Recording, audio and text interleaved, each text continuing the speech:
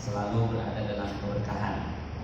Mugi panjenengan sedoyo diparingi sehat walafiat. Amin. Rezekinipun berkah berlimpah. Amin. Putra putrinipun soleh solehah. Amin. Kapundhutipun husnul khatimah. Amin. Amin Allahumma. Amin. Bisa bahasa Jawa yang dihafal tadi saja. Perkenalkan, nama saya Nasrullah, asal dari Jakarta, tinggalnya di Depok. Kemudian saya menulis satu buku, judulnya Magnet Rezeki. Seperti judul di depan ini, Magnet Rezeki. Alhamdulillah buku itu sekarang sudah menjadi #1 mega bestseller di Indonesia saat ini. Dan insya Allah bulan depan mendapatkan rekor muri sebagai buku pertama di Indonesia yang bestseller terlama di Indonesia. Alhamdulillah bestseller dengan penjualan berturut-turut. Semuanya atas izin Allah Subhanahu wa Ta'ala. Dan hari ini insya Allah kita akan belajar sama-sama. Kayaknya sebagian muka-mukanya saya kenal ini ya. Mungkin sudah pernah ikut di kajian sebelumnya. Waktu itu kita di Masjid An-Nur. Betul ya? Di Masjid An-Nur ya, SBC juga ya? Samawa ya, Samawa ya. Alhamdulillah sekarang di Masjid Babu Sofa dengan SBC. Apa tadi SBC? Sukses Berkah Community ya, Masya Allah ya. Mudah-mudahan para pengurusnya diberkahi oleh Allah ya, disukseskan oleh Allah ya. Dan para anggota komunitasnya juga diberikan sukses dan berkah berlimpah. Bapak Ibu yang dirahmati Allah, boleh tahu nggak di sini siapa yang baru pertama kali ketemu sama saya dan membahas ilmu magnet rezeki? Boleh angkat tangan ini? Ya, oh ternyata banyak ya. Ya rata-rata ya. Mudah-mudahan hari ini kita akan belajar sama-sama tentang sebuah ilmu ya, sebuah ilmu dari Allah Subhanahu wa Ta'ala. Ilmu ini ada dalam Al-Quran ya. Ilmu magnet rezeki ini bukan karangannya Nasrullah ya, tapi ada dalam Al-Quran. Dalam surat Ali Imran ayat 37. Yang punya Quran ya, yang pegang Quran atau yang punya di HP-nya aplikasi Quran, kita baca sama-sama ya. Surat 3, surat Ali Imran ayat 37 ya. Surat 3 ayat 37. A'udzu billahi minasyaitonir rajim. Silakan diikuti. A'udzu billahi minasyaitonir rajim. Bismillahirrahmanirrahim. Bismillahirrahmanirrahim. Fataqabbalaha rabbuha biqabulin hasanin. Ada yang nggak pegang ya. Fataqabbalaha rabbuha biqabulin hasanin wa anbataha nabata hasanan wa kaffalaha Zakariya. Kullama dakhala alaiha Zakariya al-mihrab wajada indaha rizqan qala ya Maryam anna laki hadha qalat huwa min indillah innallaha yarzuqu man yasha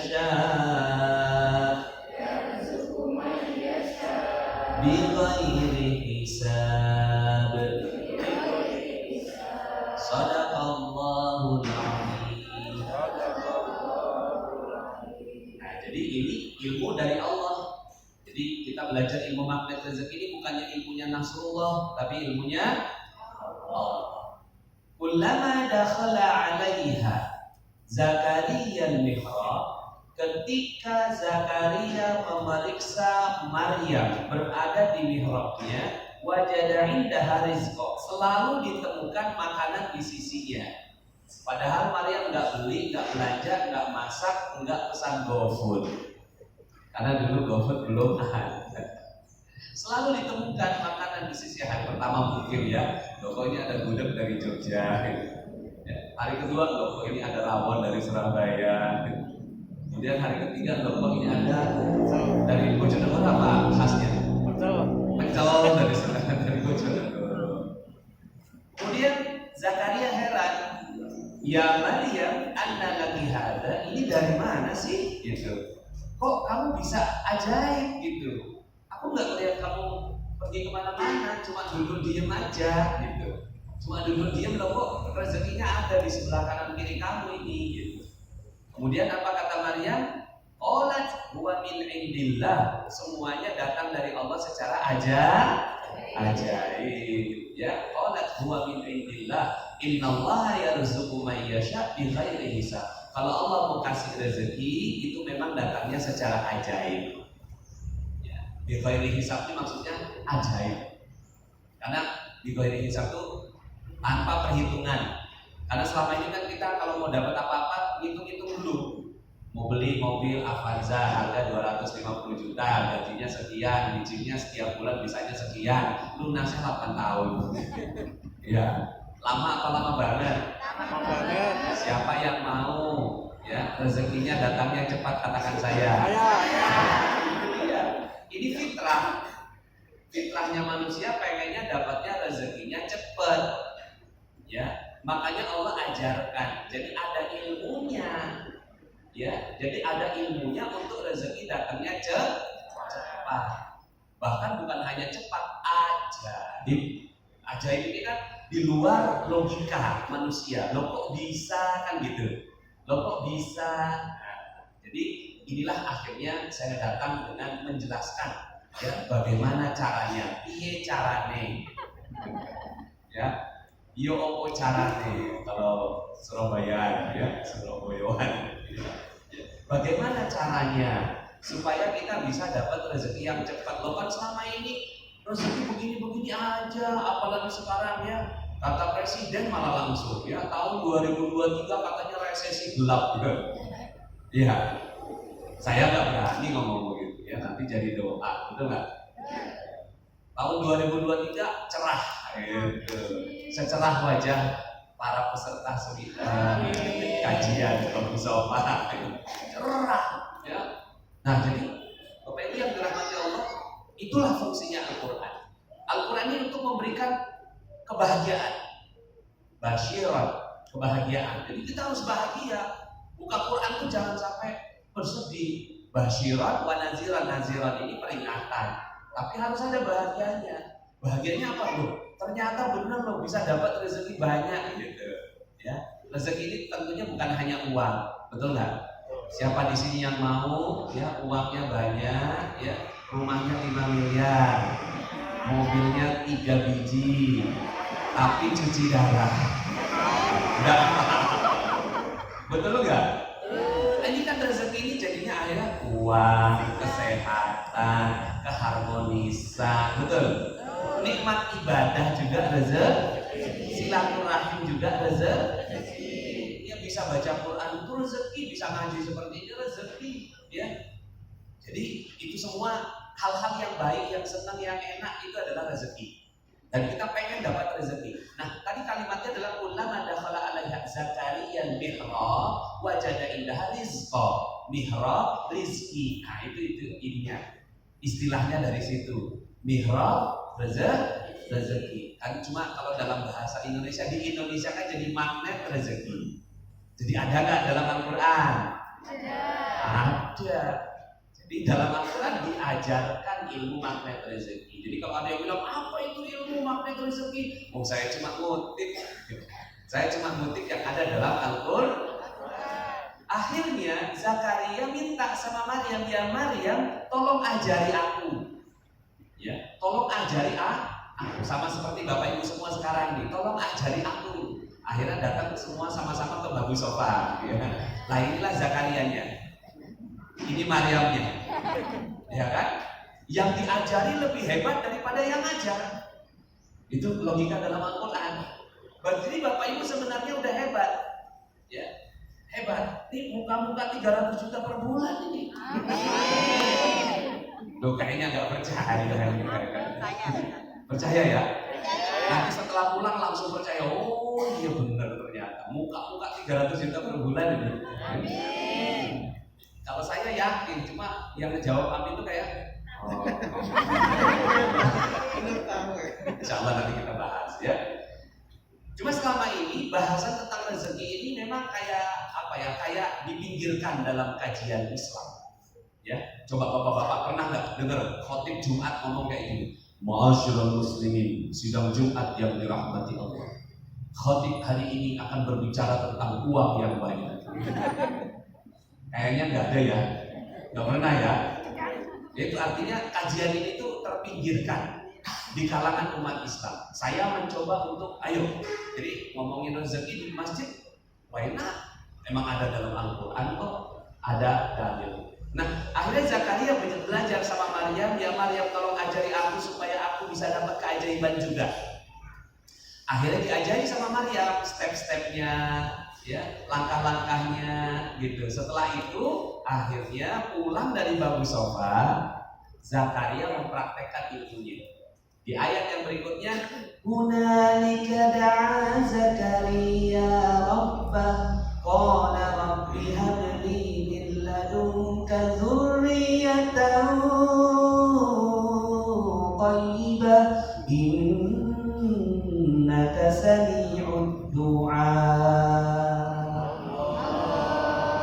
Setelah Nabi Zakaria belajar sama Maryam tentang ilmu keajaiban, setelah itu Zakaria mempraktekkan ilmunya. Nah, jadi praktek ilmunya. Jadi untuk apa ilmu dalam yang kita pelajari? Untuk dipraktekkan. Coba tangannya begini, dipraktekkan. Untuk apa ilmu?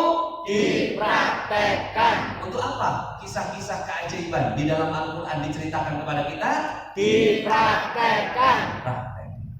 Jadi pulang itu nanti Bapak Ibu semua pulang dari sini praktek ilmunya, ya. Nah akhirnya Zakaria praktek ilmunya. Kalau Maryam punya keajaiban berupa makanan secara ajaib, maka Zakaria pengennya anak secara ajaib. Kenapa ajaib? Karena Zakaria ini umurnya 90 tahun, ya. Istrinya ditetapkan sama dokter mandul, ya. Makanya menurut Zakaria kayaknya mustahil. Ada nggak Bapak Ibu pernah nggak punya pikiran kayaknya mustahil? Ada pernah begitu? Nah, oh Nabi Zakaria aja pernah. Saya yakin Bapak Ibu pasti pernah ya. Sering ya. Opo iyo, apa bisa itu? Apa tuh bahasanya? Opo iso? Mosok sih? Ya kan? Opo iso? 2023 ini lunas semua hutang saya. Opo iso? Kan gitu. Kayaknya mustahil. Kalau dihitung-hitung mau mustahil. Kan gitu. Nah sama Zakaria gitu. Apa bisa saya punya anak secara ajaib? Setelah melihat Maryam loh, dia bisa dapat ajaib. Ajari aku, diajarkan. Akhirnya dapat anak namanya ya. Namanya ya. Ajaib. Untuk apa kisah keajaiban itu diceritakan? Dipraktekkan. Karena selama ini kita tertutup dengan pikiran kita sendiri. Apa iso? Apa bisa kita praktek keajaiban? Misalnya begini ya, ibu-ibu ceritakan anak sebelum tidur itu Nabi Ibrahim. Nah, nabimu ajaib nak, namanya Nabi Ibrahim nak. Dia bisa diceburkan ke api, apinya jadi dingin nak. Ini anak umur 2 tahun, pikirannya masih kreatif. Ngomong sama mamanya, mama aku juga mau dong. Mau apa? Mau diceburin ke api juga. Kira-kira ibunya ngomongnya apa? Jangan, kan gitu. Kata anak kita di kepala, oh ceritanya cuma dongeng. Nah itu dia. Berhentilah kita belajar, ya. Berhentilah kita akhirnya, ya Kita mengatakan bahwa nggak ada keajaiban di dalam Al-Quran. Anak kita berarti coba sekarang ganti, mama aku juga mau dong gitu kan, ya diceburkan ke api juga, ya siap nak, nanti mama ajarkan, nanti kamu juga bisa sakti seperti Nabi Ibrahim, tapi nggak sekarang ya, kamu masih kecil. Nanti kalau kamu belajar Al-Quran, di Al-Quran banyak kisah-kisah keajaiban, nanti kamu praktek, bisa terbang, bisa ngomong sama hewan, bisa hidupkan ya tanah liat jadi buruk, tapi itu para nabi. Nanti kamu keajaibannya juga mirip-mirip, deket-deket sama itu. Mau mama belajar Al-Quran. Kira-kira tidurnya gimana anak itu? Tidurnya penuh dengan imajinasi, betul? Setelah itu senang gak sama Al-Quran? Senang. Bahkan sekarang ini kita takut sama Al-Quran karena isinya neraka toh. Iya. Takut aku buka Quran, isinya neraka, rokok. Akhirnya padahal Al-Quran isinya, ayo kamu bisa ajaib. Mungkin sampai sini ada yang bilang, Pak Nas, itu kan Nabi, itu kan ibunya Nabi, lah kita cuma warga Bojonegoro, nggak dikenal di peta, mana mungkin bisa ajaib. Nah, yuk kita kaji lagi ayat yang lain, surat An-Naml ayat 40, surat 27 ya ayat 40 sampai 44. Ya, ketika itu Nabi Sulaiman bertanya kepada para peserta pengajian di Babu Sofa.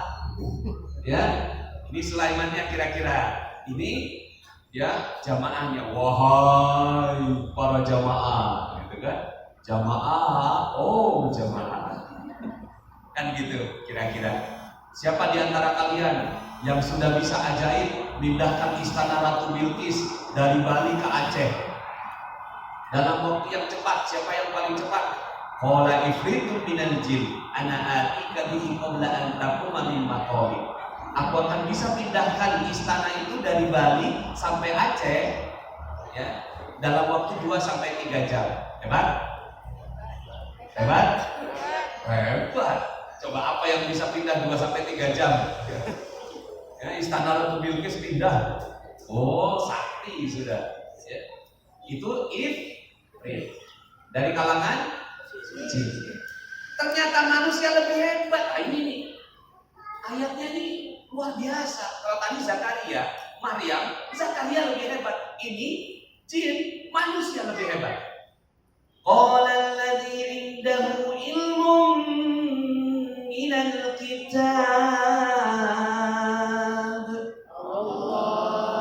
ana atika bihi qabla an yartadda ilaika tarfuk.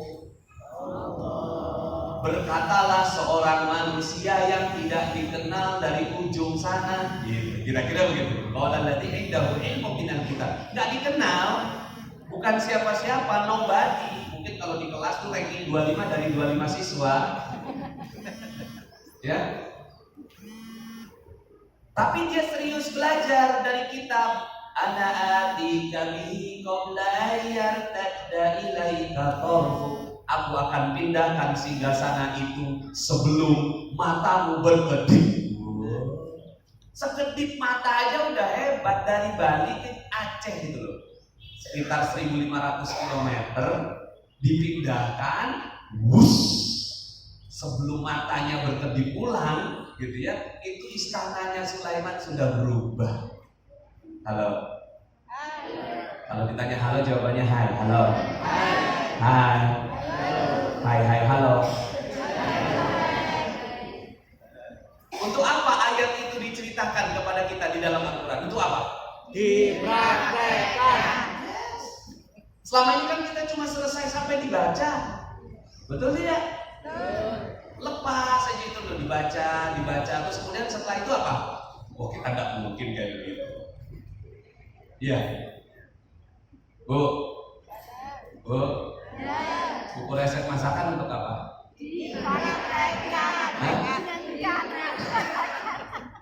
Buku resep masakan untuk dinyanyikan.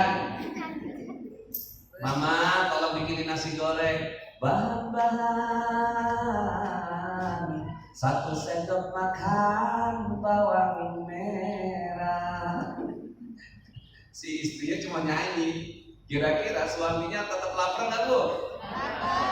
Jadi harusnya buku resep masakan dipraktekkan. Sama dengan Quran. Quran ini selesai sampai dibaca, belajar makhraj bagus, tajwid bagus, ya kan? Tapi selesai sampai di situ. Jangan dong, teruskan sampai dipraktekkan.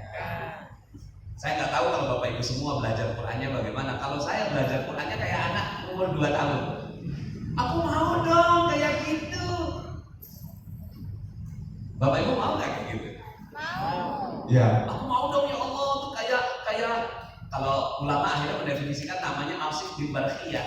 Walaupun itu kan perdebatan di kalangan ulama. Asif bin Barkhiyah.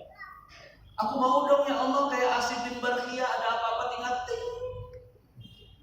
Jadi matanya berkedip ting, sebelum berkedip udah kabul. Amin. Amin. Coba praktekin dulu, matanya agak belok dikit. Oke, terus kemudian dipejamkan sekedip mata ya dalam hitungan ketiga. 1, 2, 3. Ting. Bapak Ibu udah bisa. Ya, udah bisa. Ya, sekedip mata.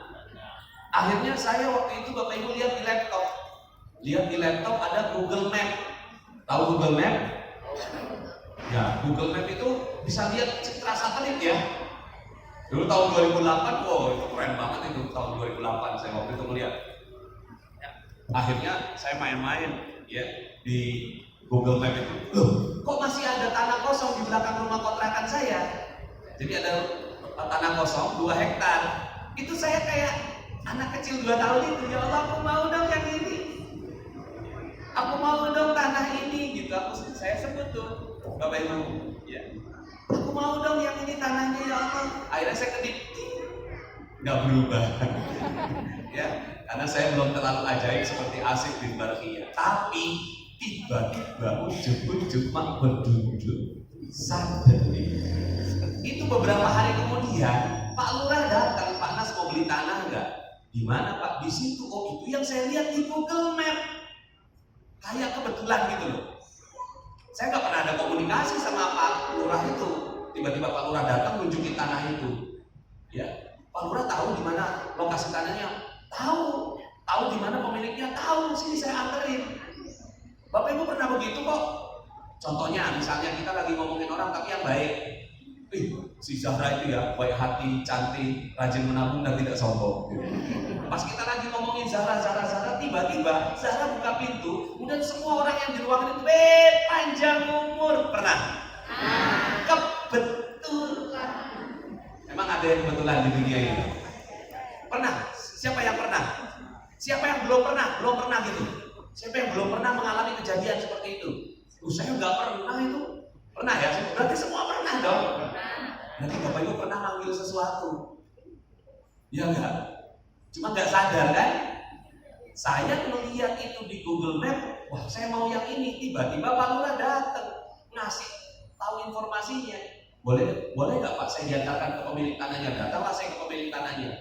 Ketemu Pak Haji, mohon maaf ini bahasanya Betawi. Pak Haji tanahnya mau dijual, iya emang. Cuma gua kagak tahu nih sertifikatnya di mana. Loh kok gitu Pak Haji? Ya, 1 lemari sertifikat semua. Bodohan tanah nih Bapak Ibu. Gua kagak tahu yang lo maksud yang mana. Di Beji Timur Pak Haji. Ya udah, minggu depan lo datang lagi ya. Minggu depan saya datang lagi, sudah disiapkan 18 sertifikat di atas meja. Udah lengkap tuh. Kata Kiai, kata si Pak Haji ini, lu bawa deh semua. Bawa Pak Haji. Bayarnya bagaimana? Maksud saya bayar tuh pola pembayaran, harga, notarisnya siapa, kapan kita kesana. Baru saya ngomong bayarnya bagaimana? Dia balik nanya, emang lu punya duit? Pada saat itu saya kayak di Ahmad Bapak Ibu. Emang lu punya duit? Ya udah dah, jawab jujur aja dah. Gak punya Pak Haji. Dia bilang ini, emang gua tahu roman muka lu. Lu bawa semua. Lu bawa semua tanpa uang 1 sen pun. Lu bawa semua, gue pengen tahu lu bisa bikin apa sama tanah gua. Nanti kalau lu udah punya duit, bayar. Ya, silakan cicil sampai kapan yang kamu mau. 2 miliar harganya kesepakatan tanpa uang 1 sen pun. Ajaib atau ajaib? Ajaib banget ya. Loh, saya waktu itu umur 28 tahun. Kayak mana di sini yang 28 tahun? Masih masih muda sekali, ya 28 tahun dapat itu tanah, jadilah perumahan. Sekarang saya tinggali itu, ya jadi perumahan. Akhirnya setelah itu saya ketagihan Bapak Ibu. Setiap melihat tanah saya kedipin.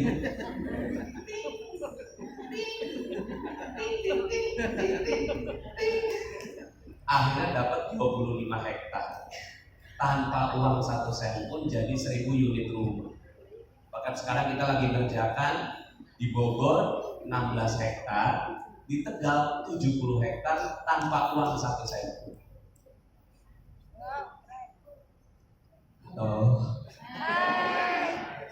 Mau seperti itu? Mau.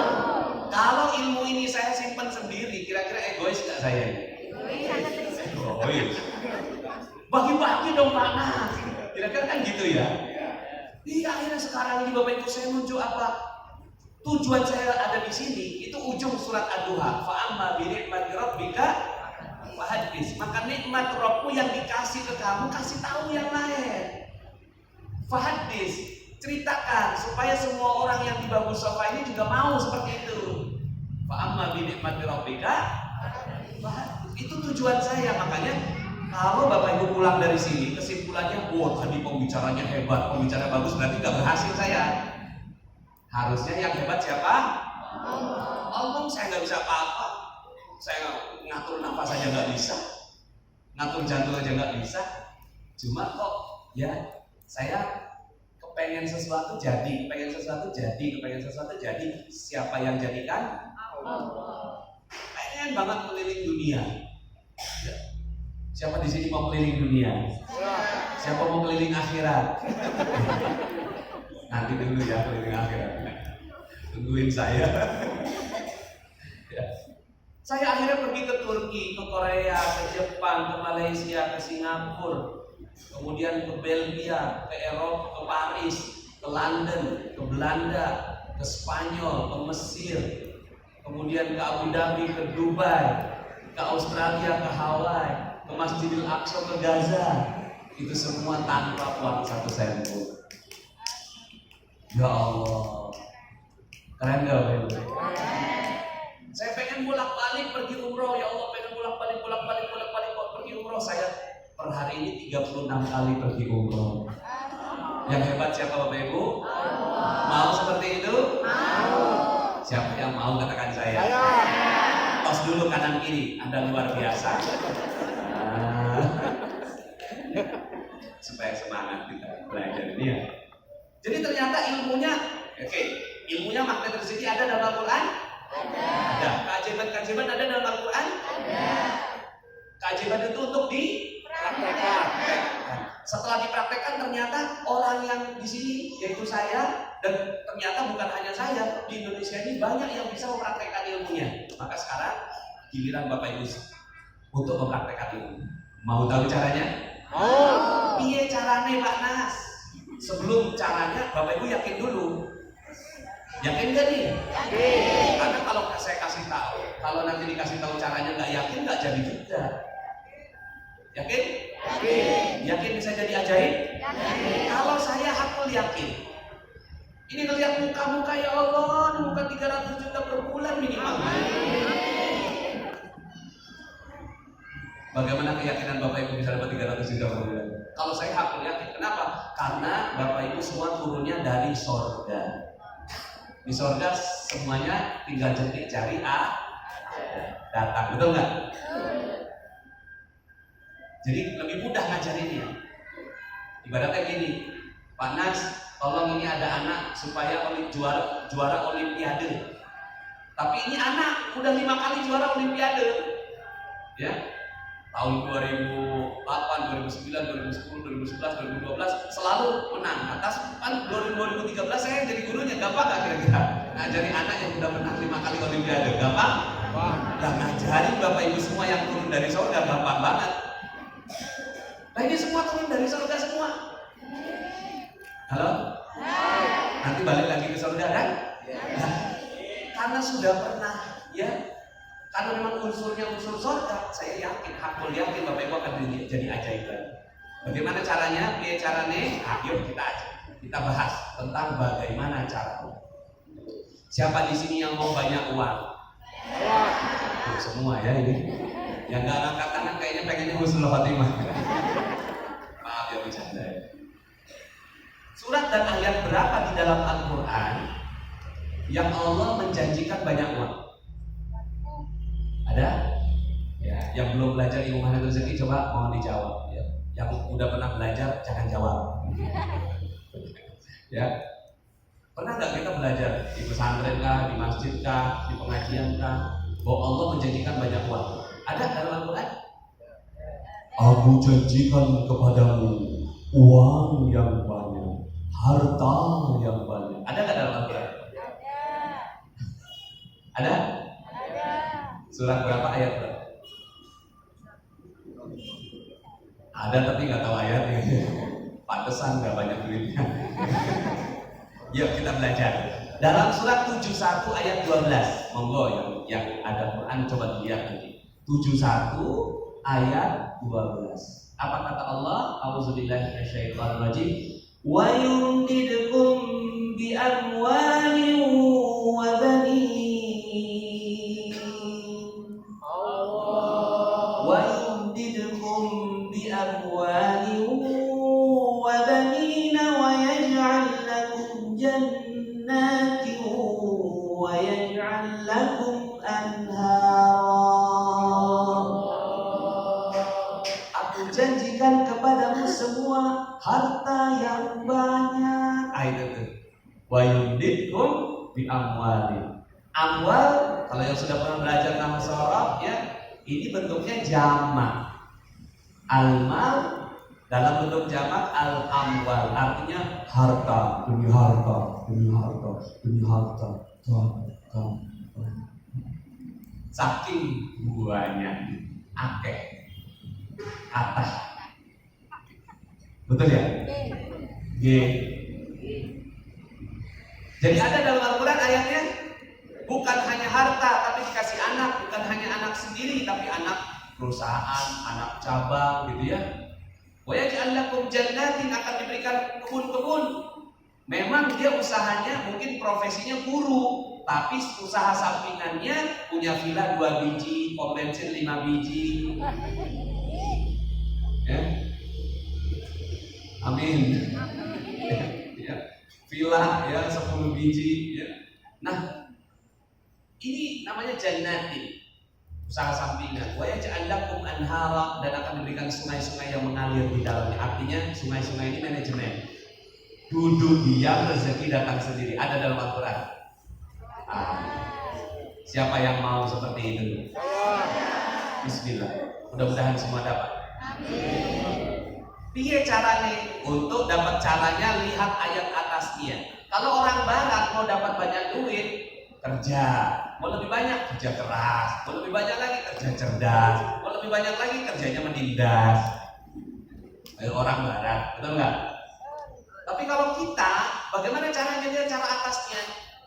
Ayat yang ke-10. Faqul tastaghfiru rabbakum Faqul tastaghfiru rabbakum innahu kana ghaffara.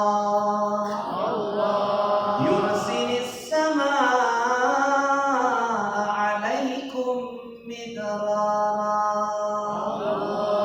Kalau kamu pengen uang yang banyak, maka cukup minta ampun kepada Allah. Tuh, gampang gak tuh? Berarti gampang ya? Bisa kan? Bisa. Minta ampun kepada Allah. Faqul tastaghfiru rabbakum innahu kana ghaffara.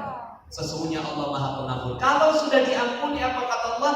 Yursilis samaa'a 'alaikum midrara, akan diberikan hujan yang lebat. Hujan yang apa? Lebat. Bukan itu, lebat. Hujan yang apa? Lebat. Begitu. Karena hujan yang lebat ini beda sama gerimis. Kalau gerimis itu gaji tanggal 1, tanggal 5 sudah habis. Kalau gaji lebat, tanggal 1 gajian, tahun depan belum habis-habis. Saking banyaknya gajinya. Amin. Allahumma amin. caranya bagaimana? Piye caranya? Minta ampun. Nah ini akhirnya kita pelajari minta ampun yang seperti apa. Betul. Minta ampun yang seperti apa? Ibu-ibu di sini ada yang tadi pagi ngegosip? Ada? Itu yang menghalangi rezeki.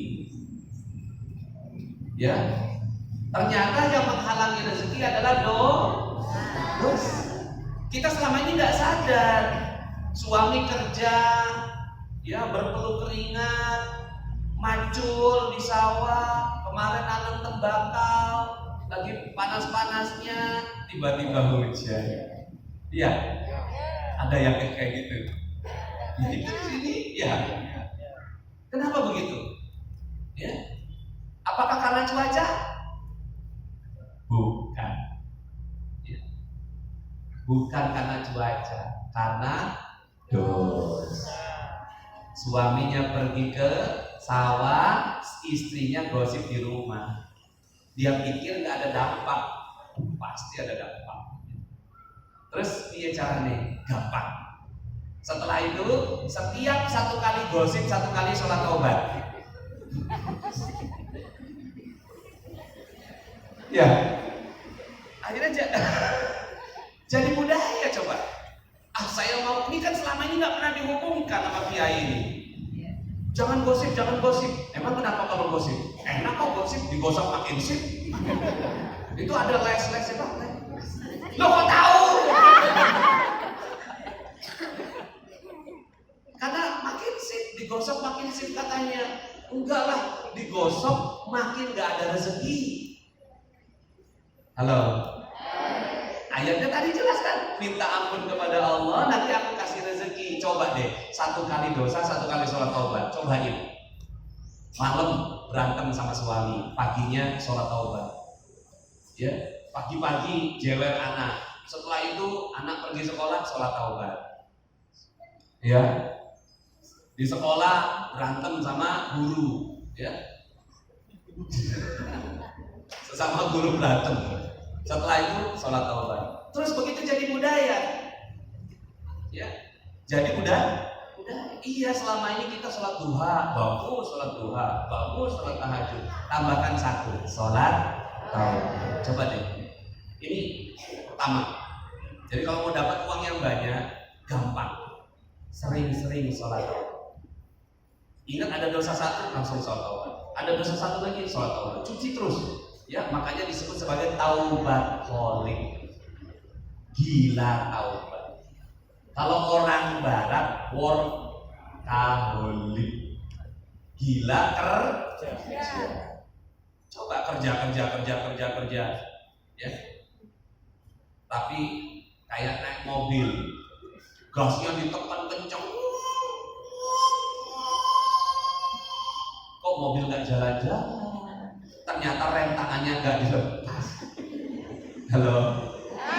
Hai. Mau kerja keras dia, tapi tuh ya rem tangan nggak dilepas. Akhirnya nggak kemana-mana. Coba sekarang rem tangannya lepas dulu. Coba rem tangan lepas, terus berani nggak ngegasnya sampai pol itu? Berani? Nggak berani. Makanya saya nggak berani sekarang kerja keras, capek. Nggak berani sekarang saya kerja keras. Lebih baik saya buka ya rem tangan. Buka rem tangannya. Rem tangan itu dibuka dengan sholat taubat. Pulang dari sini bisa praktek? Untuk apa ilmu ini? Dipraktekkan. Pulang sholat taubat. Buat daftar kemana? Saya habis dosa apa ya? Sadar akan dosa. Habis itu langsung sholat. Ya Allah, aku minta ampun kepadamu ya Allah, pernah sholat aku pernah berbuat salah kayak gini. Allah, selesai. Habis itu tenang, kerjanya santai.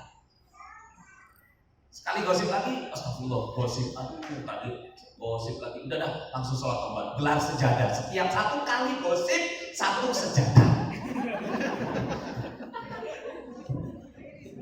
Nanti rezekinya kata.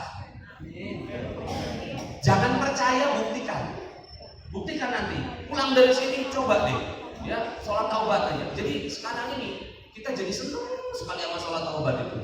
Kenapa? Karena setelah sholat taubat rezeki banyak. Rezekinya luar biasa, enak sholat taubat itu. Karena Allah sendiri yang bilang di situ, betul. Ini yang pertama, cara fakultus taghfiru rabbakum, cara minta ampun kepada Allah setiap satu dosa satu sholat taubat. Cobain, ya. Mungkin ya bapak-bapak mungkin setelah itu kan melihat yang nggak pantas gitu. Habis itu langsung coba sholat taubat. Ya Allah, stop. Wah, aku tadi nggak sengaja melihat gitu. Ya, makanya kan kenapa kalau pada saat lelaki itu nangis, yang dipegang apanya? Kalau perempuan nangis yang dipegang apanya? Iya, betul ya? Nah, itu karena Allah tahu nih. Di bapak-bapak sih. Ibu-ibu di. Betul ya? Nah, ini yang pertama, sholat taubat. Budayakan sholat taubat, kembalikan kita sholat taubat. Ya, ya sebenarnya dalilnya banyak. Ya, tapi saya mau cerita dulu ya. Boleh saya cerita boleh? Waktu itu ada seorang nenek-nenek. Seorang nenek-nenek ini tiap harinya minta-minta. Padahal minta-minta ini dosa. Cuma dia nggak tahu kalau itu dosa. Enak, cuma begini doang dapat. Minta sekali boleh, 2 kali boleh. Kalau jadi profesi dosa. Nah, satu saat dia datang ke pengajiannya Ustaz Yusuf Mansur, kajiannya tentang sedekah. Jamaah lagi didoktrin tentang sedekah, dia di luar tinggal panen. Akhirnya orang-orang merasa risih gitu. Aduh, gimana nih, dilaporkan ke Ustaz Yusuf Mansur. Ustaz, itu ada nenek datang pengen minta-minta doang, dipanggil si nenek. Orang-orang laporan kalau nenek datang pengen minta-minta. Enggak Ustaz, saya pengen ngaji. Gini aja deh, besok kalau nenek datang pengen minta-minta saya usir ya, izin ya. Tapi kalau besok datangnya pengen ngaji silahkan deh. Akhirnya dia berubah niatnya. Yang tadinya pengen minta-minta jadinya ngaji. Buka perisai, buka rem tangan. Pas buka rem tangannya dia ngaji, nggak kerja. Harusnya kan dia kerja. Kerjanya ngapain? Minta bil. Karena udah ketahuan ya sudahlah, saya di situ ngaji kan nggak kerja. Cuma buka perisai atau buka rem tangan, ya udah dia datang di situ ngaji.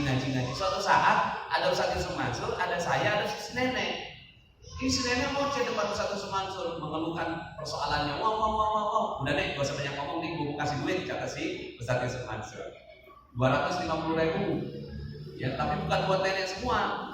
190.000 bagi orang lain sebagai sedekah, 60.000 untuk nenek sebagai ongkos bagikan sedekah. Paham? Oh, udah paham Ustaz. Nas terusin Nas, banyak urusan. Waktu itu Ustaz Yusuf Mansur ngomong sama saya. Ya. Dalam hati saya, kalau cuma ngejelasin sama nenek mah apa? Cuma harus pelan-pelan. Ustaz Yusuf Mansur itu mau ngasih duit 250.000. Betul kan Ustaz? Ustaznya nggak ada. Saya tanya-tanya, Ustaz Yusuf Mansur mana? Udah pulang. Astagfirullah. Ini gimana nasibnya si nenek ini? Saya baru paham. Oh, maksudnya terusin Nas. Bukan hanya terusin jelasin. Tapi uangnya dari saya. Aduh, ya itu cara guru ngajarin begitu ya. Saya dijebak tapi yang baik. Keluarlah dompet saya duit 300.000. Saya tunjukin sama si nenek ini ada duit 300.000, tapi bukan buat nenek semua ya. 240.000 buat nenek, buat dibagikan sebagai sedekah, 60.000 untuk nenek sebagai ongkos bagikan sedekahnya. Paham Ustaz? Gue cepet banget paham. Ya, karena ada duitnya Ustaz, yang tadi abstrak. Yang tadi nggak ada duit. Ya. 2 minggu kemudian saya ketemu si nenek ini lagi nangis-nangis. Subhanallah Ustaz, alhamdulillah Ustaz. Ada apa nih? Ada apa? Itu duit udah tukerin duit kecil Ustaz. 2.000, 5.000, 10.000. Tapi karena komunitasnya peminta-minta yang datang banyak, udah habis, ya. Masih ada 3 orang datang. Nek, kita belum kebagian, udah habis. Jangan bohong dong Nek, karena didesak keluarlah bagian dia. Bagian dia berapa tadi? 50.000. Apal banget kalau urusan duit. Nah, bercanda ya. 50.000 disimpan, 10.000 dikeluarkan. Nih bagi 3 ya, udah habis. Pagi harinya dia melakukan seperti itu, malam harinya lewat depan sebuah rumah. Namanya Ibu Hajamah yang dipanggil, Nek sini Nek, ada apa Bu Haji? Gak tahu nih, beberapa bulan ini saya terus keingetan nenek. Alhamdulillah tadi pagi saya sudah daftarkan nenek pergi umroh. Alhamdulillah. Nah ini yang terjadi, apa yang terjadi pada si nenek? Selama ini si nenek ini kerja keras dengan kita ngomong, tapi si rem tangannya nggak dilepas. Ketika rem tangan dilepas, nggak kerja pun dapat Halo, bisa diambil hikmah dari kisah ini? Ya. Matur suwun. Ya betul ya, matur suwun. Nuwun sangu. Nun sak sewu. Nuwun sewu.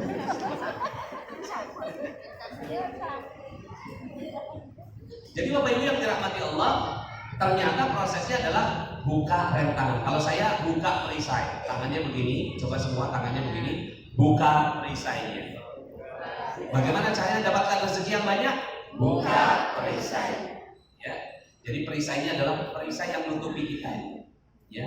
Allah mau kasih rezeki tapi ketutup sama perisai kita. Buka perisainya. Perisainya namanya dosa. Bismillah. Insya Allah berarti kan semua bisa. Betul nggak? Makanya saya yakin Bapak Ibu semuanya pasti insya Allah ya. Ya, dapatin rezeki yang banyak. Asal mau buka perisai. Masuk akal? Ilmunya? Masuk akal. Mungkin sampai sini ada yang bilang, Ustaz, itu orang barat nggak pakai kredit, nggak pakai sholat, nggak pakai puasa, nggak pakai zakat, nggak pakai sedekah, nggak pakai sholat taubat, ya dapat uang yang banyak itu orang barat, betul nggak? Ada yang bertanya gitu ya? Ya gini Bapak Ibu, ini saya jelasin pelan-pelan boleh? Orang barat, orang non muslim, orang nggak kenal Tuhan, itu sepanjang hidupnya zalim, sepanjang hidupnya berdosa. Sepanjang hidup. Dalam Al-Quran disebutkan inna syirka la zulmun adzim. Orang yang syirik melakukan kezaliman yang besar. Tapi pernah nggak orang yang nggak kenal Tuhan tadi melakukan kebaikan, pernah nggak? Ngasih makan kucing, ngasih makan burung, nyebrangkan nenek di jalan, bikin mik seperti ini. Perbuatan baik kan?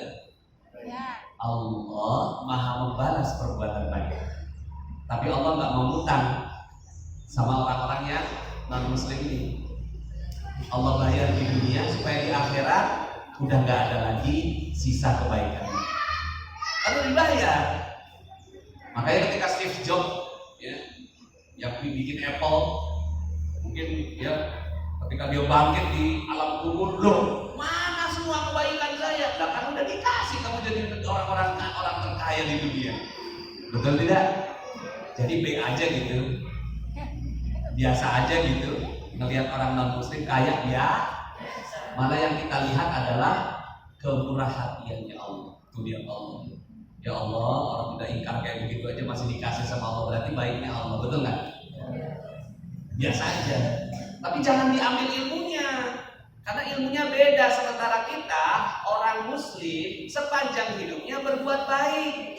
Asyhadu an la ilaha illallah. Itu perbuatan baik. Ketika begini, illallah, itu malaikat semuanya masya Allah ya.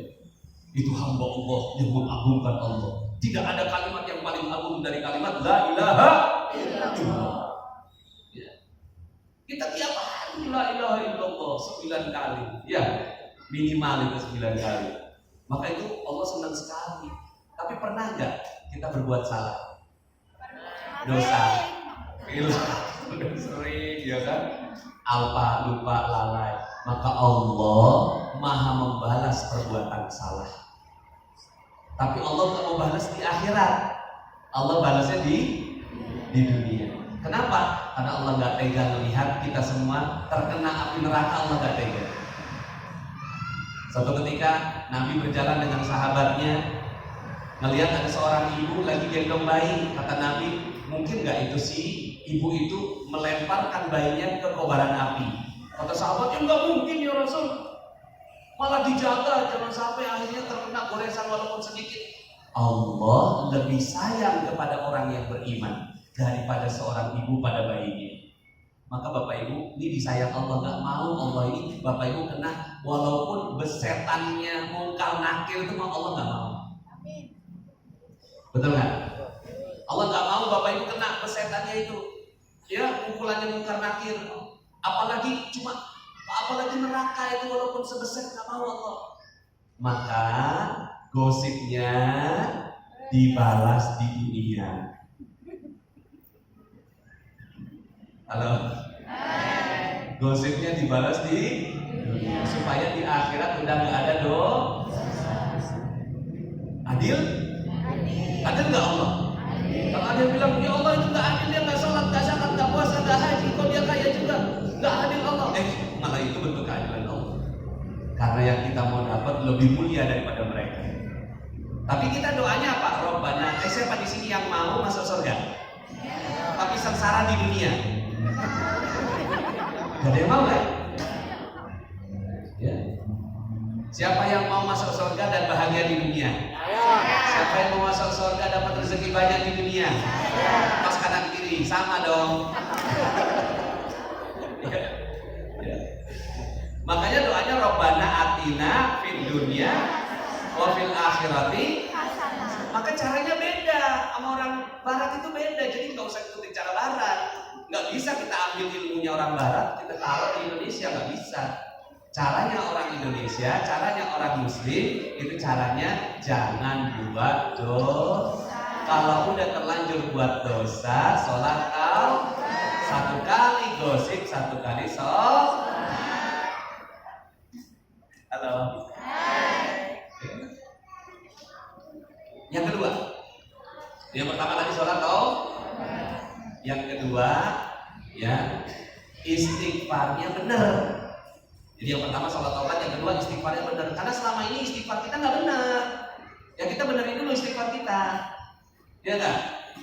Selama ini kita istighfar, cuma istighfarnya gitu. Astagfirullah, tuh anak nakal banget. Astagfirullah, tuh lelaki jelalatan. Astagfirullah pemerintah. Astagfirullah kanjuruhan. Astagfirullah tapi nunjuk orang. Ini nggak boleh. Halo? Astagfirullah tuh begini. Ya, astagfirullah artinya minta ampun. Ada nggak orang yang benar minta ampun? Saya benar ampuni saya ya Allah. Saya benar ampuni saya ya Allah. Saya benar ampuni saya ya Allah. Saya benar ampuni saya ya Allah. Saya benar ampuni saya ya Allah. Ada? Nggak cocok. Orang minta ampun kalau saya salah ampuni saya ya Allah. Saya salah ampuni saya ya Allah. Saya salah ampuni saya ya Allah. Kan gitu. Maka praktekkan itu. Praktekkan. Nabi itu mengucap istighfar 70 sampai 100 kali sehari. Maka ucapkannya, saya salah ampuni saya ya Allah, saya salah ampuni saya ya Allah. Tuh. Itu baru istighfar yang benar. Saya salah ya Allah. Mana bisa? Betul tidak? Orang nggak mungkin nunjuk orang kalau sudah istighfar. Jadi, nah ini boleh dicatat yang mau catat. Seluruh persoalan bisa dicatat ya, yang mau nyatet. Seluruh persoalan dimulai dari saya benar, orang lain salah. Seluruh persoalan atau masalah kalau sekarang ya, seluruh persoalan dimulai dari saya benar, orang lain yang salah. Seluruh solusi dimulai dari kebalikannya. Saya ulangi, seluruh persoalan dimulai dari saya benar, orang lain salah. Seluruh solusi dimulai dari kebalikannya. Sekali lagi ya, seluruh persoalan dimulai dari saya benar, orang lain yang salah. Seluruh solusi dimulai dari kebalikannya. Maksudnya apa? Maksudnya ya saya salah, orang lain yang benar. Coba latihan ini. Ya, ditabrak orang dari belakang. Kita ngomongnya apa? Saya yang salah, yang nabrak yang benar. Gak gampang, tapi latihan. Karena kita mau jadi orang ajaib, ya enggak? Ya. Karena kita mau jadi orang ajaib, ya udah saya yang salah, ampuni saya siap belajar. Misalnya nih seorang istri minta bikinin kopi, mama tolong bikinkan kopi. Siap papa? Pas dibikinkan, pas diminum rasanya asin. Ternyata istri ya masukin garam 2 sendok. Pada saat itu kepalanya suami ngomong apa? Astagfirullah. Masa iya dia bikin ya kopi pakainya garam, yang salah saya yang di situ mulai persoalan. Maaf ya, ini pakai bahasa Betawi. Lu kagak ngeliat apa yang lu gak bisa ngebedain apa antara gula sama garam lu ya? Itu yang lo taruh garam, udah mata 4 masih gak bisa lihat juga.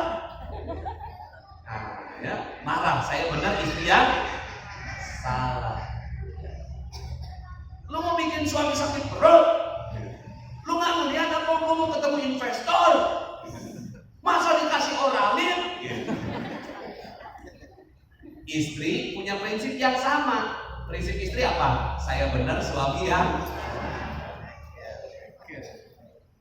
saya benar, suami yang salah. Si istri ngomong begini, ya Allah bang, timbang gara-gara urusan kopi lu nyakitin hati perempuan. Lu ngomong lembut aja bang, gua denger bang. Tapi kalau lu teriak, gua juga teriak bang. Emang gua gak capek ngurusin anak lu 10. Bener gak istri? Bener dong. Suami bener gak? Bener dong. Tapi dua-duanya merasa bener. Terus si suami masih main, lu pakai nyaut ya. Kalau istri itu kalau suami ngomong lu diem aja lo. Apa gua perlu kasih tahu dalilnya? Seandainya diperintahkan seorang manusia sujud pada manusia yang lain, akan diperintahkan seorang wanita sujud pada suaminya. Paham? Istri masih belum nurunin tuh. Ya Allah, lu pakai main dalil bang. Emang gua gak punya dalil bang? Gini-gini gua lulusan pesantren bang, pesantren kilat bang. Ini gue kasih tahu dalilnya bang ya. Al-jannatu tahta aqdamil ummahat. Loh pakai bahasa Arab yang ini. Sorga di bawah telapak kaki ibu. Sorga gue 10 bang. Sorga lu berapa bang? Kira-kira ujungnya apa? Betul nggak? Berantem betul. Dimulai dari situ. Dimulai dari ketika dia minum kopi, rasanya di kepalanya saya benar, orang lain yang siapa mau dapat keajaiban? Siapa mau dapat rezeki yang banyak? Balik. Oke, dibalik. Ini istighfar yang benar. Pada saat minum, astagfirullahaladzim. Rasanya asin kan? Saya yang salah, istri yang benar. Saya salah apa? Oh mungkin gak ngasih uang belanja.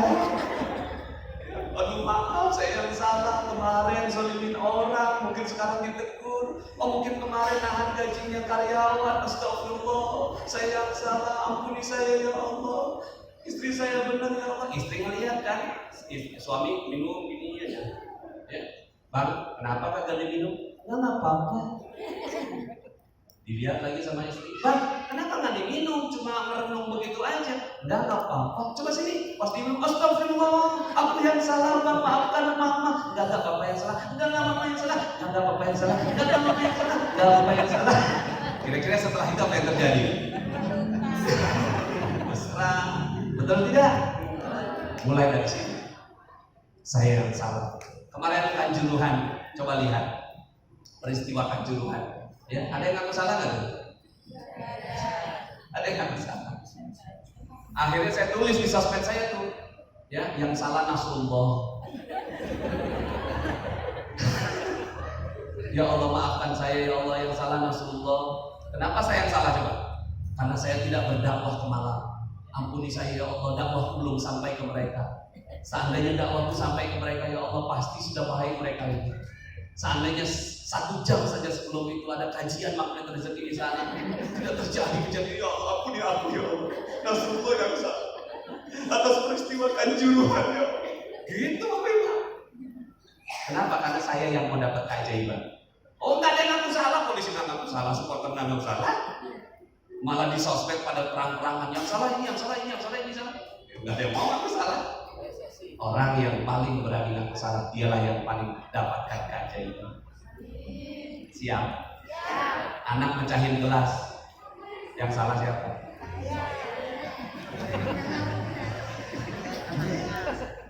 Ya.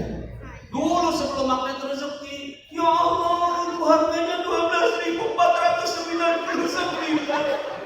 Mama beli Midnight Excel ngantri panjang. Apa yang disebutin? Betul tidak? Dulu anak terluka hatinya, ya kan? Si gelas nggak kembali, keajaiban tidak terjadi.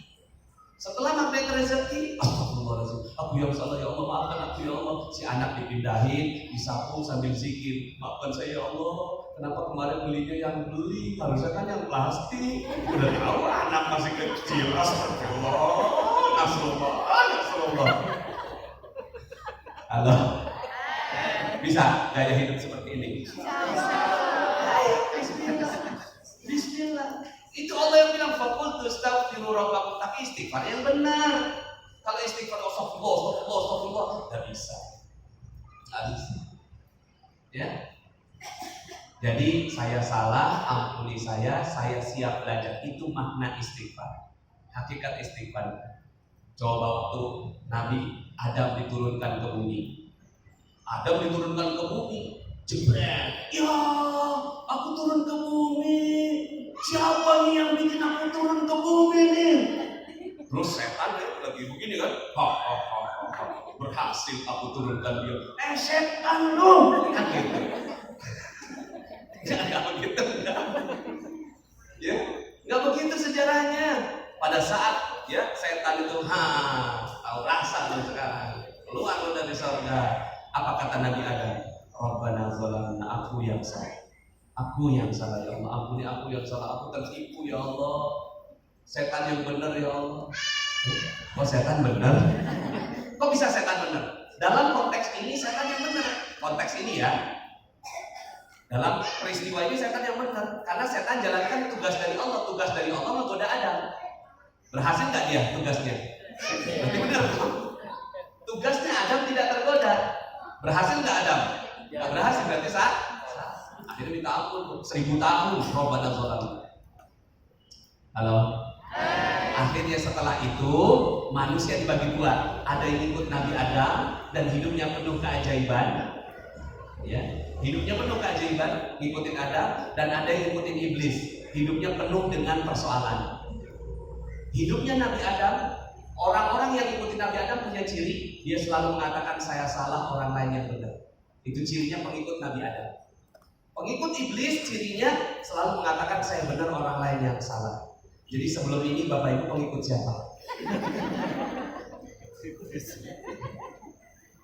Oh pantes monoton, ya kan?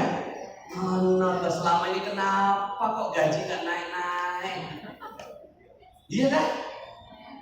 Kenapa kok panen gak berhasil? Ya itu, betul tidak?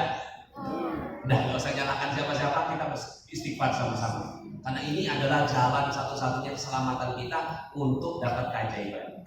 Siapa mau dapat keajaiban? Atas kanan kiri Anda luar biasa. Bentar, ini panitia saya sampai jam berapa ini?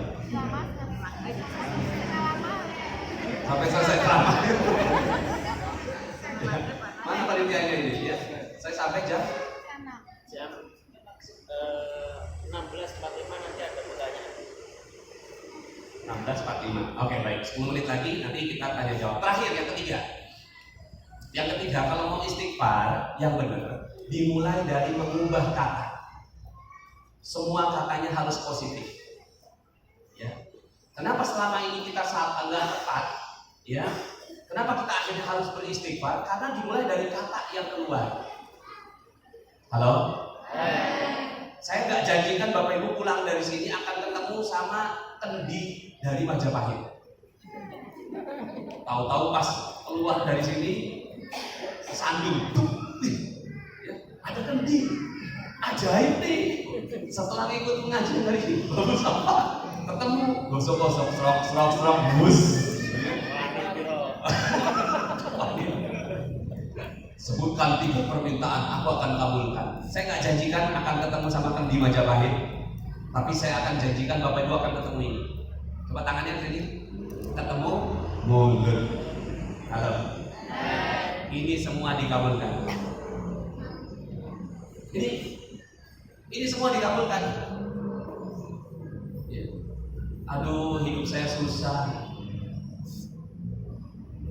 Kabul. Dalilnya apa?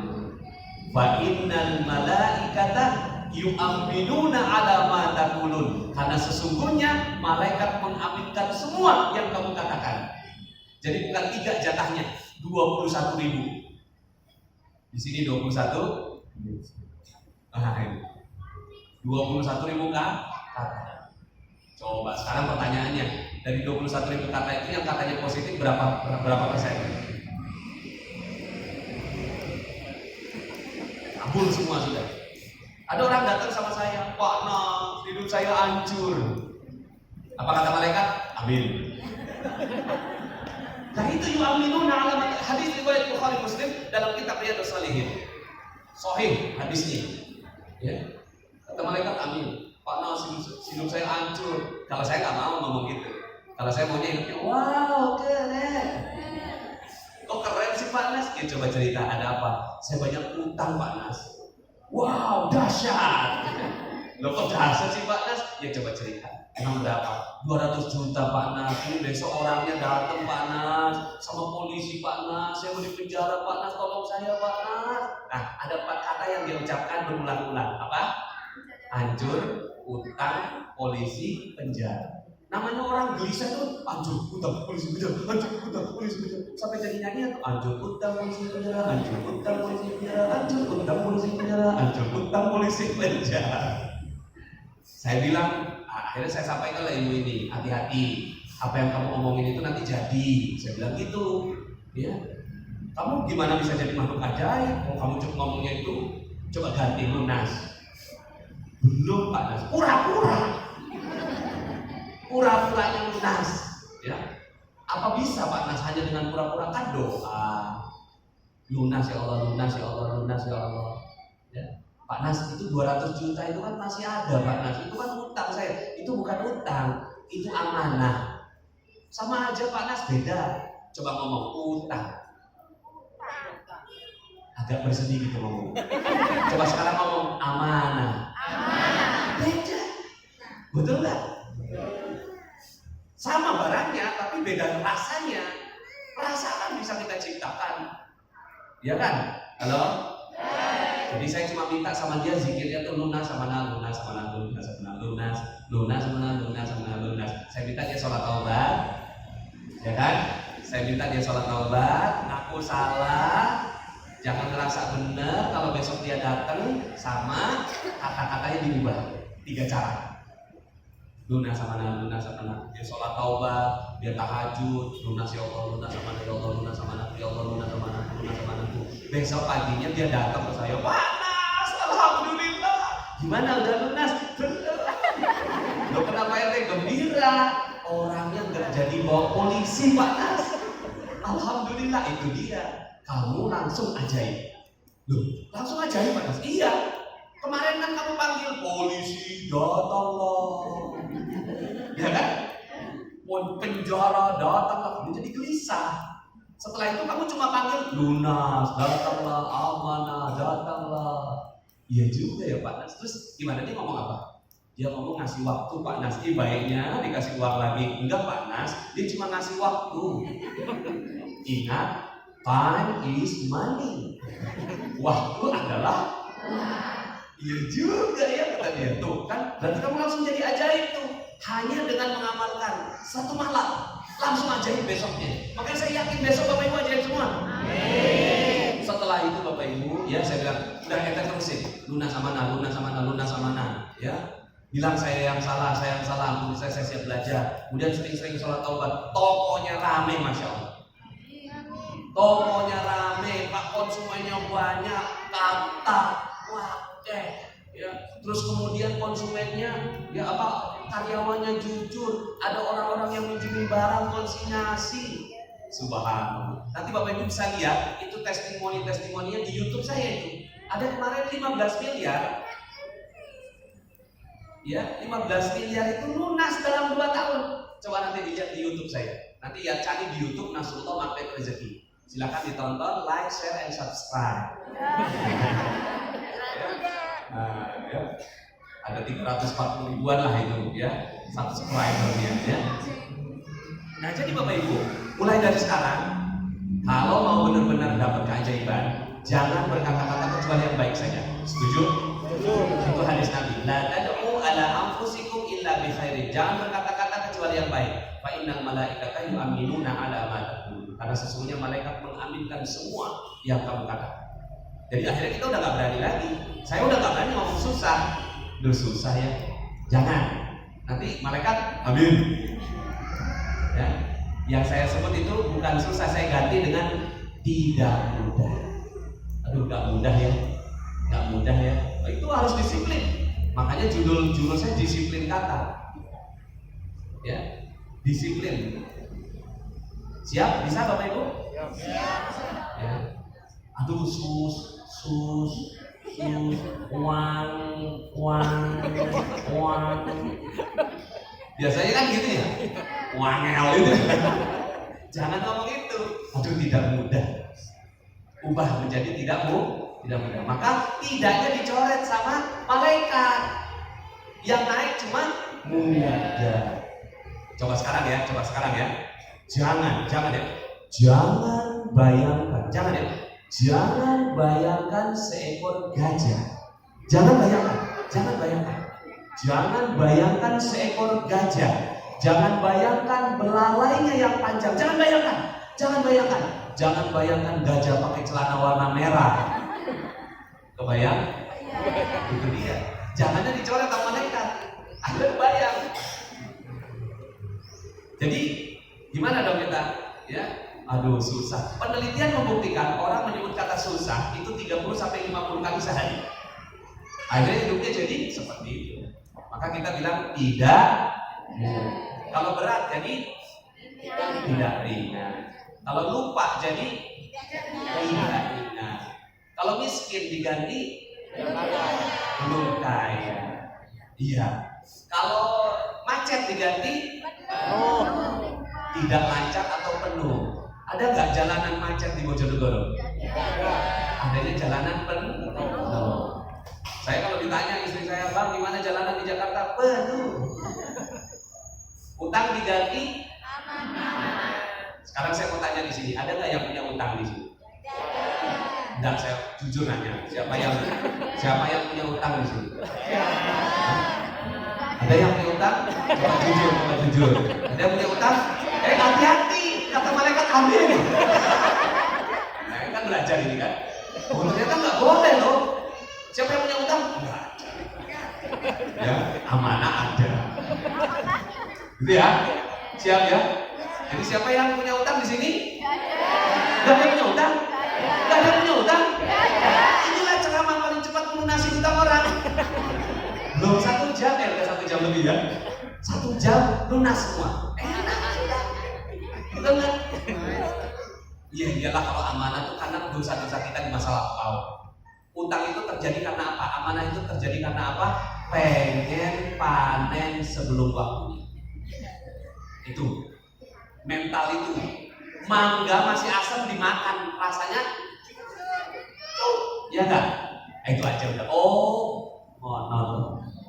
Ya udah, setelah itu nggak mau panen sebelum waktunya. Ya udah gitu aja. Kemarin sekarang amanah. Oke, amanah ini akan saya selesaikan dengan baik. Itu aja. Enak kan? Saya waktu itu kenal ilmu ini minus 21 miliar. Ya, hampir bunuh diri waktu itu. Minus 21 miliar ya Allah. Tapi alhamdulillah menggunakan prinsip-prinsip dari Magnet Rezeki, alhamdulillah lunas. Pertama lunas di sini dulu. Lunas di sini. Setelah itu lunas di realita.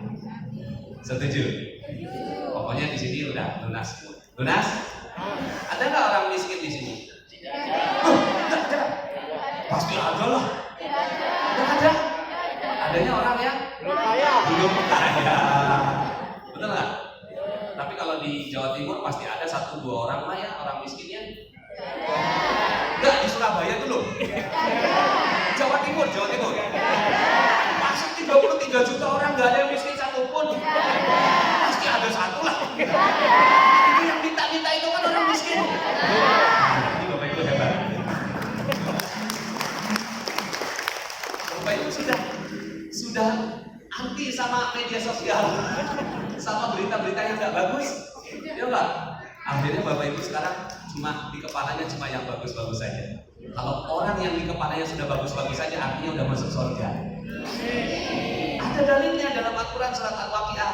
La yasma'una fiha lagwaw wala ta'thima illa qilan salaman salaman. Di surga itu dia tidak mengucapkan hal-hal yang tidak bagus, tidak mendengarkan yang tidak bagus, kecuali selalu mengatakan salaman salaman. Semuanya udah jadi tahun 2023 gimana nasib kita?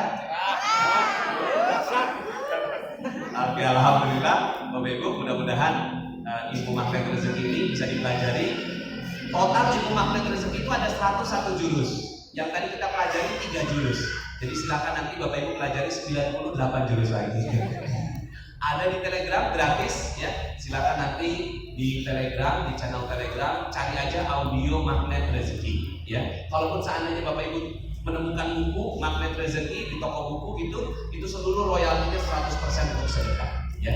100% untuk sedekah. Bismillah, kita tambah ilmu ya. Mudah-mudahan Allah Subhanahu wa taala naikkan derajat kita. Demikian Bapak Ibu yang dirahmati Allah ya. Sebelum saya tutup nanti saya serahkan kepada moderator untuk siapa tahu mungkin ada yang masih ingin ditanyakan ya. Nun sewu. Assalamualaikum warahmatullahi wabarakatuh. Waalaikumsalam warahmatullahi wabarakatuh. Gimana ibu-ibu, bapak-bapak, ada yang masih punya utang? Yang hari ini mendapat ilmu, yang merasa mendapatkan manfaat dari kajian hari ini, coba angkat tangan. Ada yang belum jelas terkait apa yang disampaikan Pak Nas? Mungkin ada, saya buka slot 2 pertanyaan, satu untuk mewakili bapak-bapak dan satu untuk mewakili ibu-ibu. Oke, satu orang. Sini aja dong Mas. Maju saja dong. Dari sini aja. Oh ya. Oke, silakan.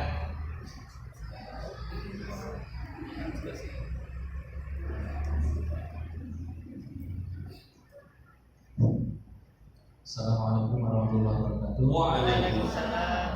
Sebelumnya perkenalkan saya Prasetyo dari Sugi Waras, Pesantren Sugi Waras Bojonegoro juga. Jadi saya sebelumnya tahu Pak Nas ini dari bukunya Pak, tapi belum tuntas membacanya, baru mungkin seperempat halaman. Saya mulai mengikuti alur dari kata per kata, kalimat per kalimat.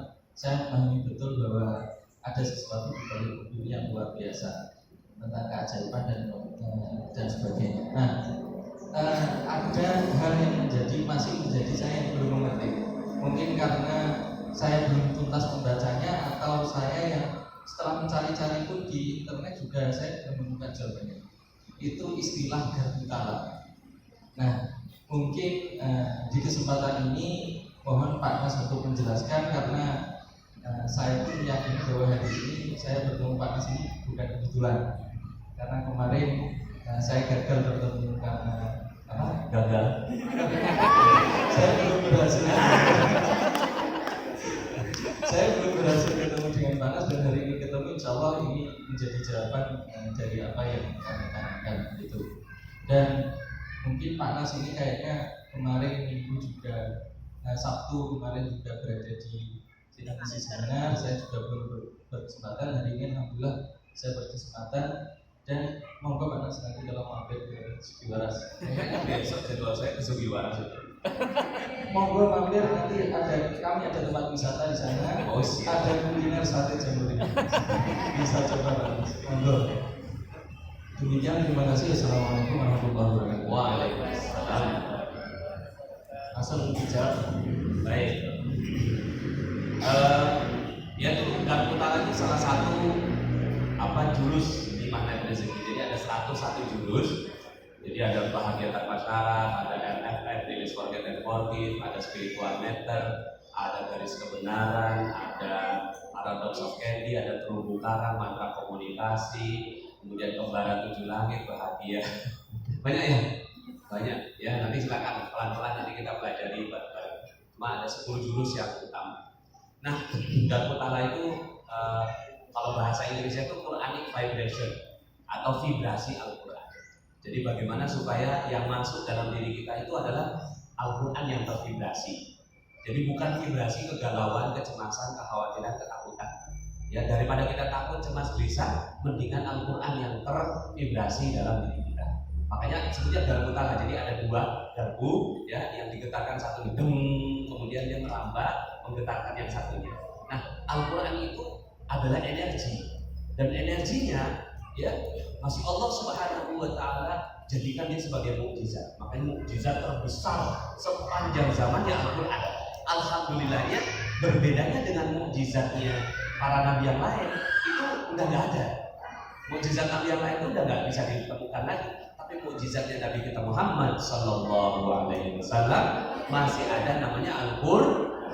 Nah, Al-Quran ini getarkan dalam jiwa, ya, getarkan dalam jiwa. Cuma memang untuk menjelaskan ini memang satu sesi sendiri, masih panjang ya.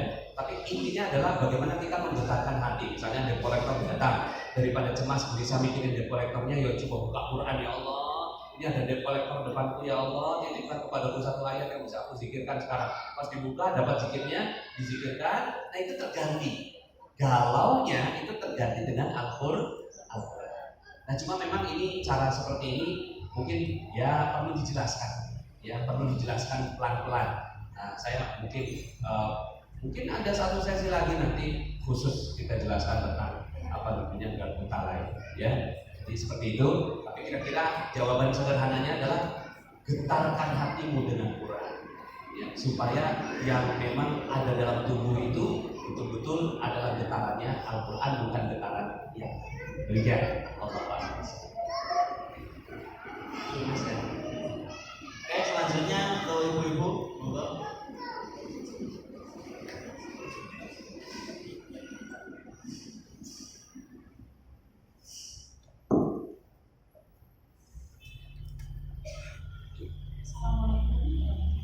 Waalaikumsalam.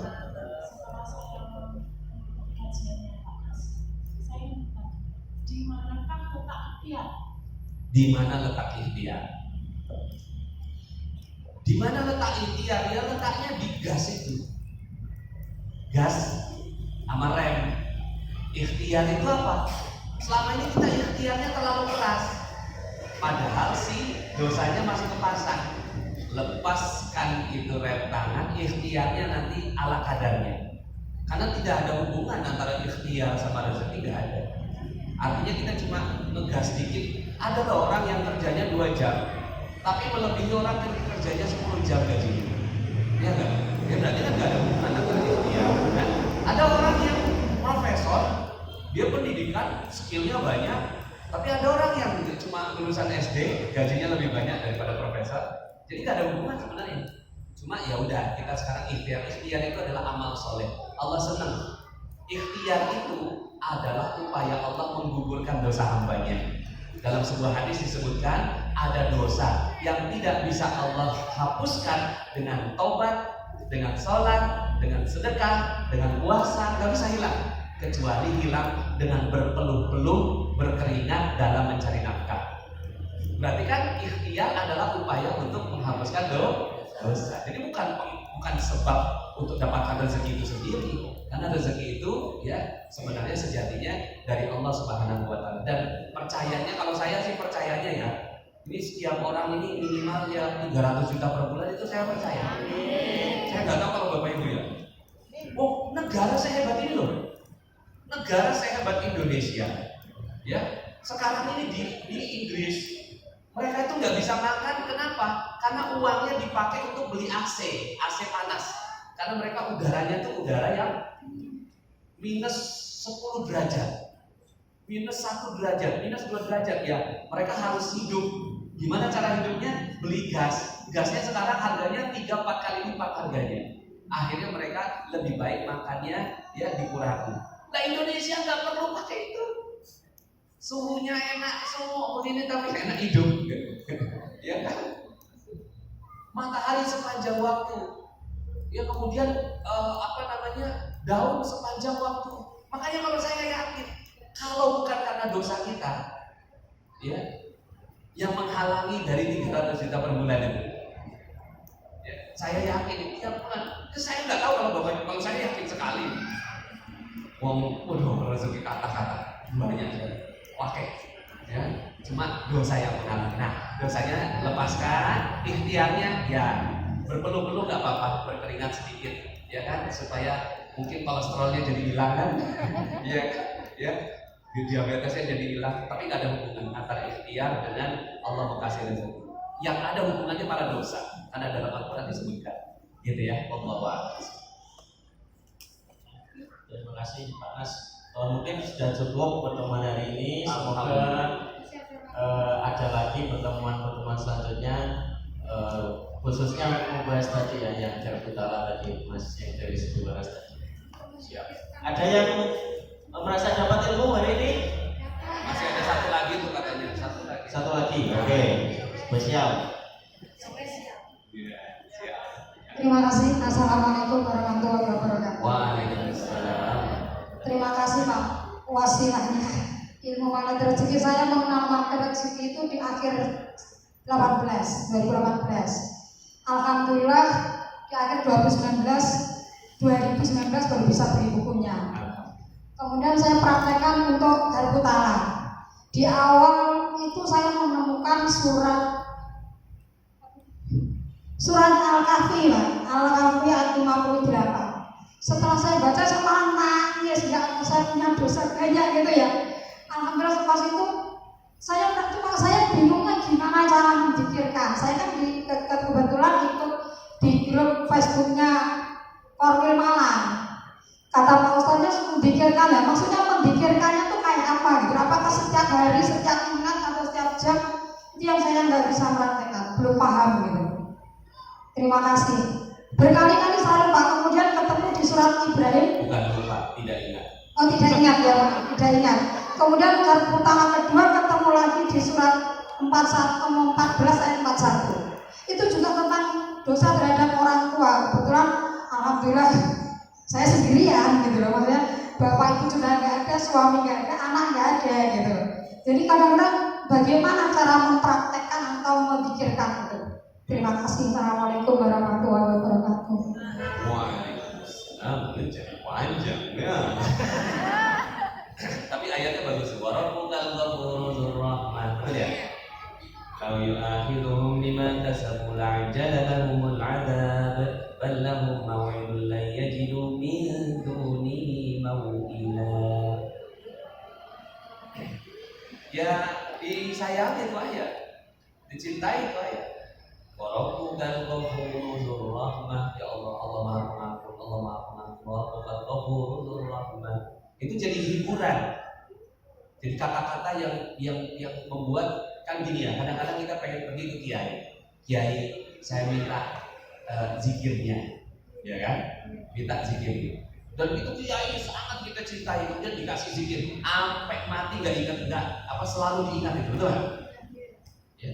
Saya doa-doa yang dititip sama kiai saya ya sampai sekarang saya cintai. Kenapa? Karena ya dapat begitu kan. Sama dengan ini.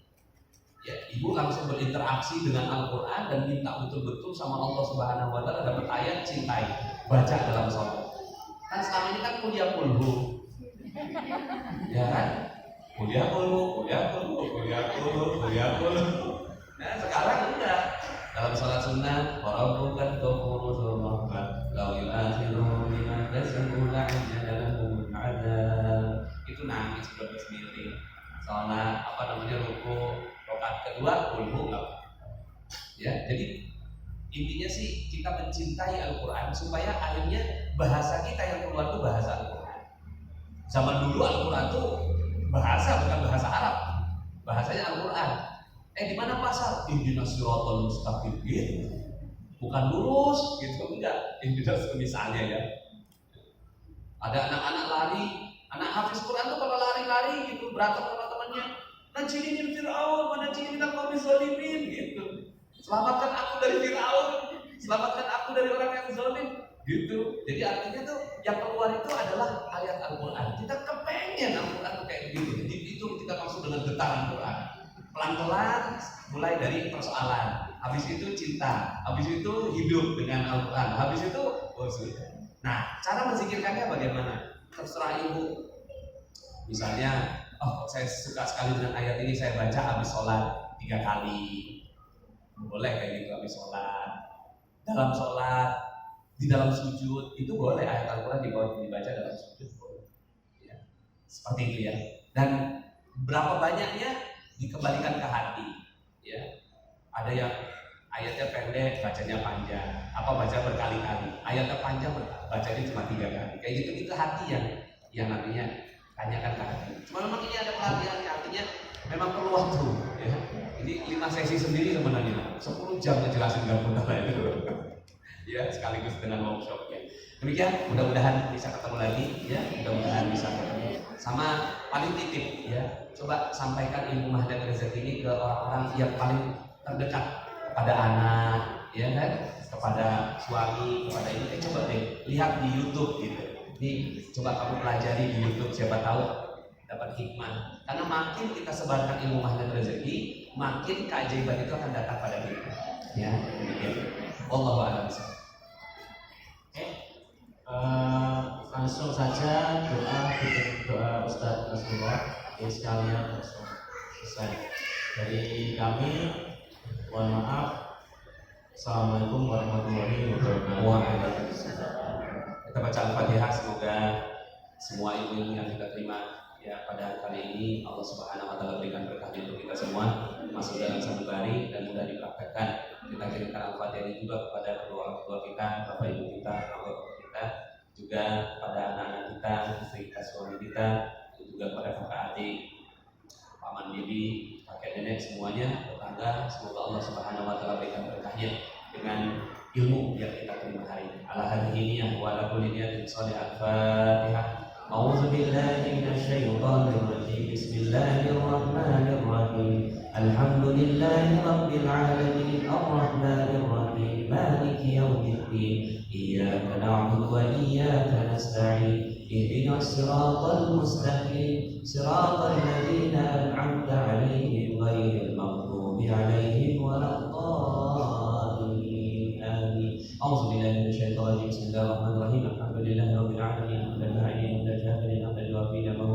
مزيدا يا ربنا لك الحمد ولك الشكر كما ينبغي لجلال وجهك الكريم وعظيم سلطانك. اللهم صل وسلم على نبينا محمد وعلى اله وصحبه اجمعين. اللهم اغفر للمسلمين والمسلمات والمؤمنين والمؤمنات الاحياء منهم والاموات انك سميع قريب مجيب الدعوات ويا قاضي الحاجات ويا كافي المحمد. اللهم يا فرج الهم ويا كاشف الغم ويا مجيب دعوة المضطرين، رحمنا الدنيا والآخرة ورحمهما أنت ترحمنا فارحمنا رحمة تغنينا بها عن رحمتك من سواك.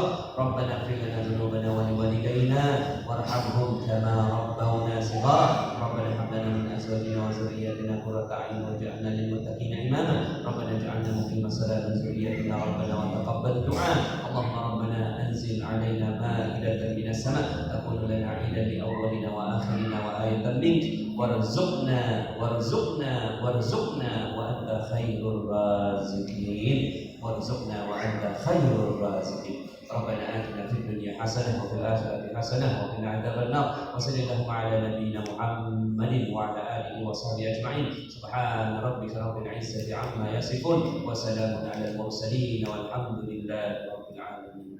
أقول قولي هذا وأستغفر الله لي ولكم. والسلام عليكم ورحمة الله وبركاته.